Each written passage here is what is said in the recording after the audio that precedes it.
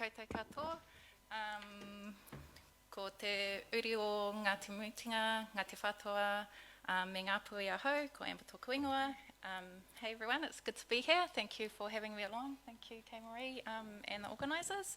I am the co-founder and CEO of Ara Journeys, a company I founded in 2018, so we're only 2.5 years old. We're 100% Māori owned and operated, so anything that you see coming out of Ara Journeys is guaranteed to be built right here in Aotearoa by Māori. I've been asked to talk a little bit about immersive technologies, and it's quite a big subject, so I'm going to do my best to keep it as succinct as possible and cover off mainly the main areas that we're working on within Ara. So for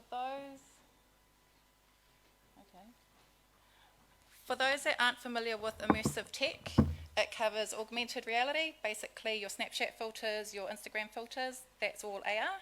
It covers virtual reality, which is what the guys from Engine were demonstrating out during the breaks. It covers mixed reality, where we're merging now augmented and physical world, and you can now move digital objects in the real world. And then the newest one to the party is XR, which is extended reality. So that's basically your AR, your VR, your MR, a lot of R's in there, mixed with wearables, so your haptic gloves, sensors, and IoT devices. So it's a pretty exciting space to be playing in, to be honest. So how does that look for our company? Well, for Ara Journeys, we're using immersive tech to tell our stories. We work really closely with iwi. We learn about the mana whenua stories for the different areas, and then we bring those together in an app for them, which they can then share across multiple platforms, allowing people to go out, visit their sites, and learn the rich cultural histories of that area. We're mobilising individuals and communities, so a big thing for us is not kids with their phone walking around the streets like this. We actually want them to put the phones away, go out and be a part of the environment and a part of the community that they're within. And alongside all of that, we're collecting data. So this is data that hasn't been collected before, but it's data that helps us showcase to government makers and our policy makers what communities need, where resources need to be allocated, and what parks and different trails and areas are being used in communities, so that they know how to better fund and better look after the area for the people that live in it. So how does that look in immersive tech? Well, it looks like Manu. Manu uses augmented reality and geolocation. He tells you the story about the maramataka. There's 12 stories embedded in Manu. He's in 65 locations across New Zealand. He's also in Hawaii, Hong Kong, Australia, and the Cook Islands. So he's sharing our maramataka story around there as well. The cool thing about Manu is he was the first augmented reality bilingual character created. So basically what you hear him do in English, he can also be flipped into te reo Māori. So he'll do it all.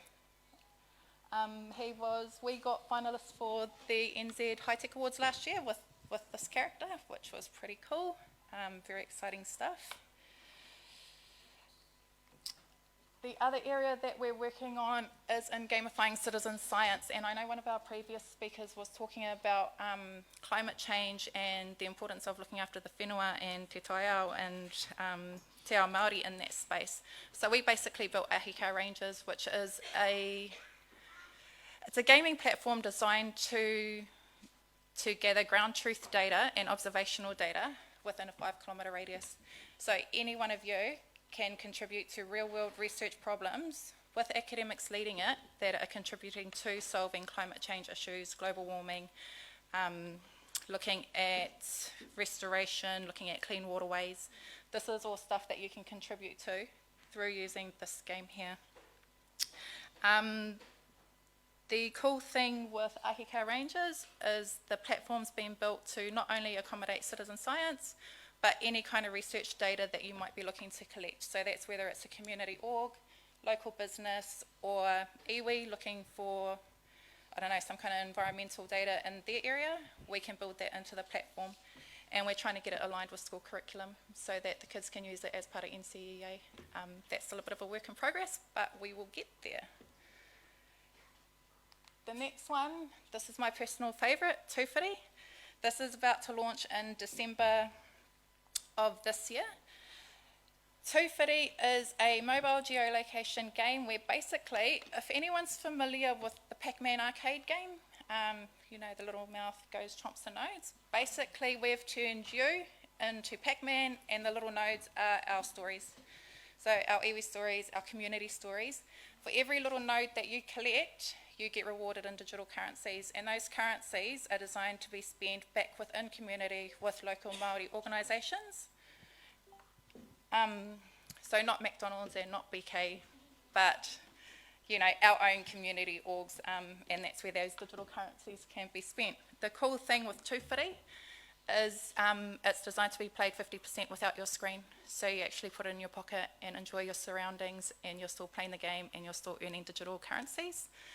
The app can also be used for journey planning, which means that it replaces Auckland Transport's app. So if you plan your journey through here, whether you're a commuter, a tourist, a kid going to school, and just a local in the community, you get rewarded, and again, those rewards can be spent back within your local community. Tufari will launch in South Auckland in Tamaki Makaurau, but we'll be rolling out for the rest of the country shortly after that.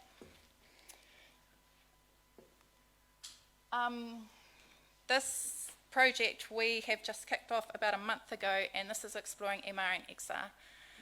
The cool thing with this project, and I can't give you too much information about it because we partnered with the University of Auckland to build this platform out, is we are combining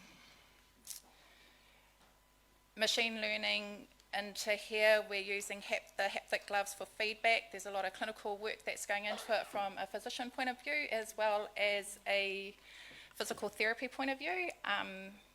There's a lot of new IP that will be sitting in the back end of this one, but it's really exciting. I want to show that because it's really exciting to be involved in a project this large. This is going to probably take about 3 years to build out before we finish clinicals and actually get it into the market, but it's something that we're really excited to be working on.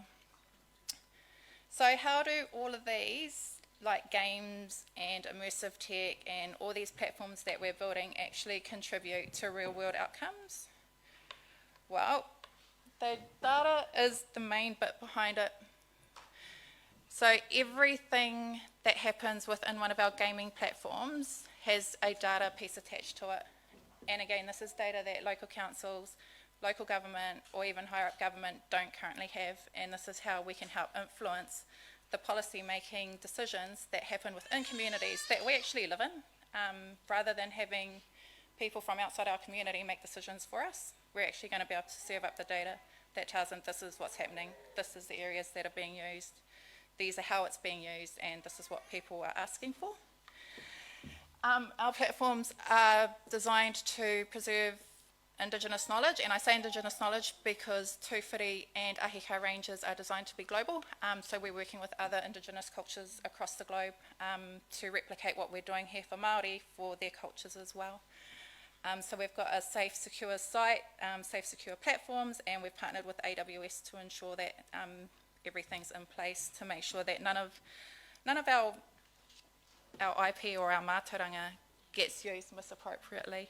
So we've looked into that. Everything that we built, especially those last 4 platforms I showed you, have been co-designed within schools and with community organisations. We very rarely build something just for the sake of building something, because at the end of the day, we're not our users. You guys are our users.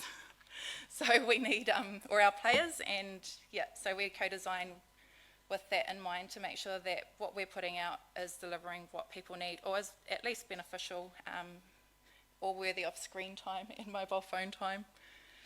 We offer paid internships through the company. These internships are ring-fenced for Māori and Pacifica only, which is something that we're really, really proud of. Our first intern has just graduated from Wintech, and he's about to come into the company full-time on a pathway that's going to lead him from a junior developer through to a program lead. So we're upskilling in that space as well. And as I mentioned earlier, anything that you see come out of the Ara brand has been co-designed, and it's been built by Māori for Māori. So, the opportunities in the immersive space. Everything that we've built straddles 5 key government sectors: environment, education, healthcare, tourism, the IT sector. The internships that we're running are upskilling Māori and Pacifica, as well as covering off the diversity challenge that we kind of have in this space, especially related to STEM and getting more of our wahine in there.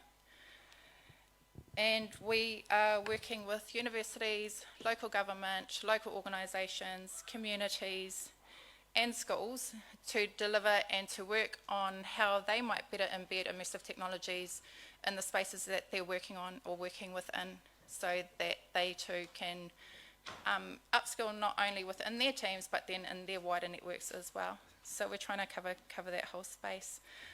The other thing that we've got going on at the moment is we have international partnerships and collaborations in the works where we're looking to go offshore with opportunities in Asia, in particular Korea and Japan. So yeah, it's been a bit of a whirlwind 2.5 years, but that's kind of what we're doing in the tech space. And I guess my message to you guys is if we can do it. We started as a 2-man band and now we've got our own dev team behind us.